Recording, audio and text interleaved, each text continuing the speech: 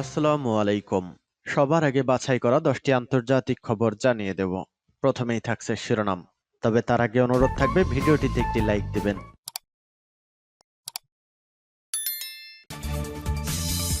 জানিয়ে দিব হাতে থাকা সর্বশেষ আপডেট আন্তর্জাতিক সংবাদ। প্রথমেই সংবাদ শিরোনাম।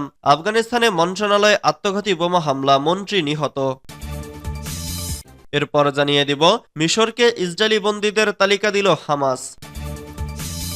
এদিকে রাশিয়ার গুরুত্বপূর্ণ তেল ডিপোতে ইউক্রেনের হামলা। এরপর জানিয়ে দিব 4.9 ডিগ্রিতে কাঁপছে ভারতের রাজধানী। আরও জানিয়ে দিব ইরানে হিজাব নিয়ে কড়া আইন, ভয় পাচ্ছেন প্রেসিডেন্টও। সর্বশেষ জানিয়ে দিব সিরিয়ায় আরেক দেশের বিমান হামলা। এতক্ষণ শুনছিলেন সংবাদ শিরোনাম, এবারে বিস্তারিত। তবে অনুরোধ থাকবে ভিডিওটিতে একটি লাইক করবেন এবং কমেন্ট করে জানিয়ে দিবেন কোন জেলা থেকে আপনি আমাদের এই ভিডিওটি দেখছেন। আফগানিস্তানে মন্ত্রণালয়ে আত্মঘাতী বোমা হামলা, মন্ত্রী নিহত। আফগানিস্তানের রাজধানী কাবুলের শরণার্থী ও প্রত্যাবাসন বিষয়ক মন্ত্রণালয়ের কার্যালয়ে আত্মঘাতী বোমা হামলার ঘটনা ঘটেছে। এতে শরণার্থী ও প্রত্যাবাসন বিষয়ক মন্ত্রী ও প্রভাবশালী হাক্কানি পরিবারের সদস্য খলিল হাক্কানি নিহত হয়েছেন। বিভিন্ন সংবাদ মাধ্যমের প্রতিবেদন থেকে এ তথ্য জানা গেছে।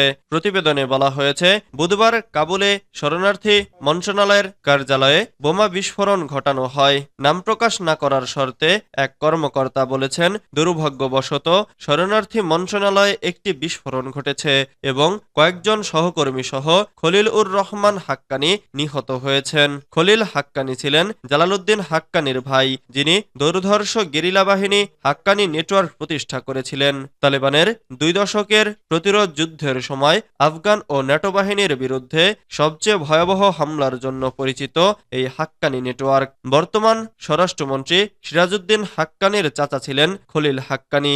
মার্কিন ও ন্যাটো নেতৃত্বাধীন বিদেশি বাহিনীর বিরুদ্ধে 2 দশকের যুদ্ধ শেষে 2021 সালে কাবুলের নিয়ন্ত্রণ নেয় এবং সরকার গঠন করে তালেবান। মিশরকে ইসরায়েলি বন্দীদের তালিকা দিল হামাস। ইসরায়েল ও হামাসের মধ্যে অনানুষ্ঠানিকভাবে যুদ্ধবিরতি ও বন্দী বিনিময় চুক্তির অগ্রগতির আভাস পাওয়া গেছে। হামাস এরই মধ্যে মিশরীয় মধ্যস্থতাকারীদের কাছে বন্দীদের একটি তালিকাও প্রকাশ করেছে। মঙ্গলবার 11 ডিসেম্বর সৌদি আরব ভিত্তিক সংবাদ মাধ্যম আল আরাবিয়ার এক প্রতিবেদনে এই তথ্য জানানো হয়েছে। প্রতিবেদনে বলা হয়েছে, কর্মকর্তারা জানিয়েছেন যে উভয় পক্ষের মধ্যে অনানুষ্ঠানিকভাবে আলোচনা চলছে এবং তাতে অগ্রগতিও হচ্ছে।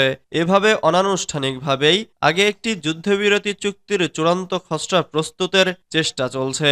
এর আগে গত সোমবার লন্ডন ভিত্তিক কাতারি সংবাদ মাধ্যম আল আরাবি আল জাজিদের এক প্রতিবেদনে বলা হয়েছে, হামাস মিশরীয় পক্ষকে একটি প্রাথমিক খসড়া দিয়েছে। বন্দি বিনিময় চুক্তিতে যাদের মুক্তি দেওয়া সম্ভব তাদের তালিকা সেখানে দেয়া হয়েছে। সূত্রটি জানিয়েছে, ওই তালিকায় 4 মার্কিন বন্দির নাম রয়েছে।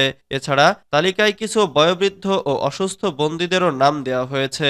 আল আরাবি আল জাদিদ জানিয়েছে, ওই তালিকার সাথে হামাস আরেকটি তালিকা পেশ করেছে, যেখানে বন্দি বিনিময় চুক্তিতে হামাস যাদের মুক্তি চায় তাদের নাম জানানো হয়েছে। রাশিয়ার গুরুত্বপূর্ণ তেল ডিপোতে ইউক্রেনের হামলা। রাশিয়ার পশ্চিমাঞ্চলের একটি গুরুত্বপূর্ণ তেলের ডিপোতে হামলা চালিয়েছে ইউক্রেন। ড্রোন দিয়ে চালানো হামলায় ডিপোতে ব্যাপক আগুন ছড়িয়ে পড়ে।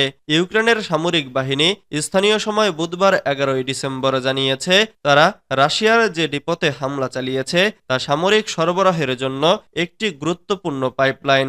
এখান থেকে বাহিনীকে জ্বালানি সরবরাহ করা হয়। সেনাবাহিনীর জেনারেল স্টাফ জানিয়েছেন, রাতভর হামলার কারণে রাশিয়ার ব্রায়ানস্ক অঞ্চলের ওই কারাগারে ব্যাপক অগ্নিকাণ্ড ছড়িয়ে পড়ে। টেলিগ্রাম চ্যানেলে পোস্ট করা ফুটেজে দেখা গেছে, লক্ষ্যবস্তু স্থানের কাছে আকাশে বিশাল আগুনের শিখা উঠছে। ইউক্রেনের নিউজ সাইট প্রাভদাও আগুনের একটি ছবি প্রকাশ করেছে। 4.9 ডিগ্রিতে কাঁপছে ভারতের রাজধানী। তুষারবৃত পাহাড় থেকে ঠান্ডা বাতাস এসে পুরোপুরি কাঁপিয়ে দিল ভারতের রাজধানী শহরকে।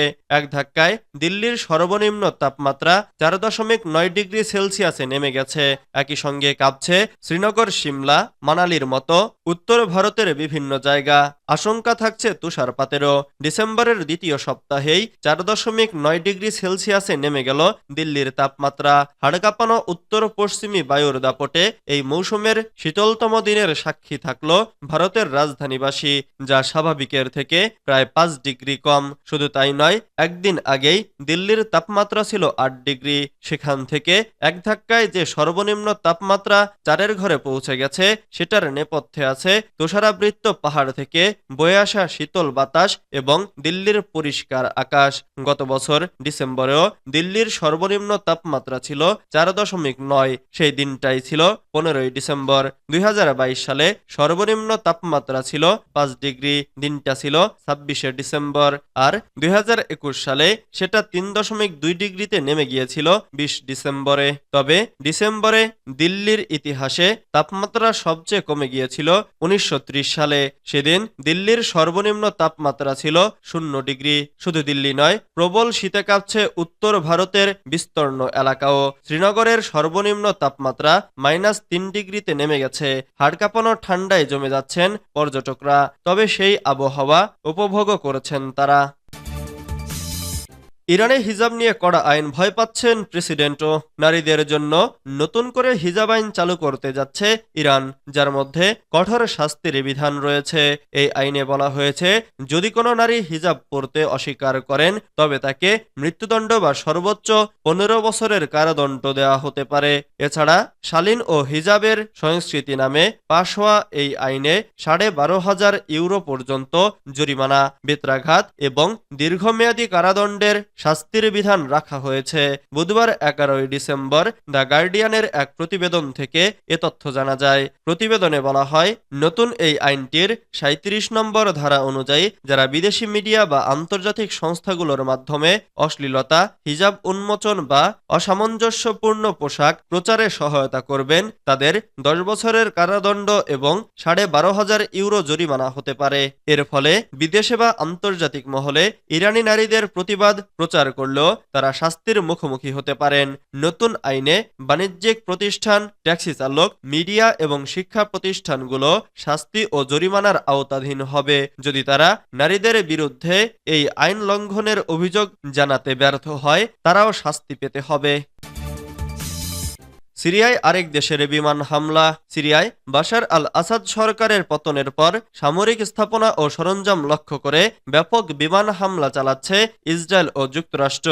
এর মধ্যে তুরস্ক দেশটিতে বিমান হামলা চালালো। সিরিয়ার উত্তরাঞ্চলের মানবিজে অবস্থিত তিশরিন বাঁধকে লক্ষ্য করে এ হামলা চালায় তুরস্ক।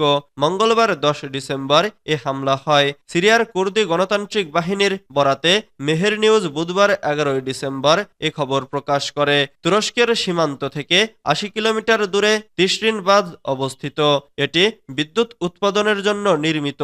বিমান হামলার পর সিরিয়ার উত্তর পূর্বে অনেক এলাকা বিদ্যুৎ বিচ্ছিন্ন হয়ে যায়। এতে সেখানকার মানুষ ব্যাপক দুর্ভোগে পড়েন। তুরস্কের এ ধরনের হস্তক্ষেপে ক্ষুব্ধ বাসিন্দারা। এদিকে গত 48 ঘন্টায় দেশটিতে 480 হামলা চালিয়েছে ইসরায়েলি বাহিনী। আসাদ সরকারের বাহিনীকে মেরুদণ্ডহীন করে ফেলতে এ হামলা চালিয়েছে তারা। বুধবার 12 ডিসেম্বর মার্কিন সংবাদ মাধ্যম সিএনএন-এর এক প্রতিবেদনে এ তথ্য জানানো হয়েছে।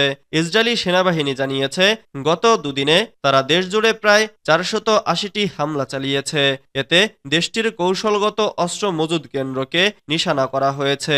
ইসরায়েলের প্রতিরক্ষা মন্ত্রী ইসরায়েল কাটজ বলেন, সিরিয়ার নৌবাহিনীর ওপরও হামলা চালিয়েছে ইসরায়েলি নৌবাহিনী। রাতভর এ হামলায় ব্যাপক সফলতা পাওয়ার দাবি করেন তিনি।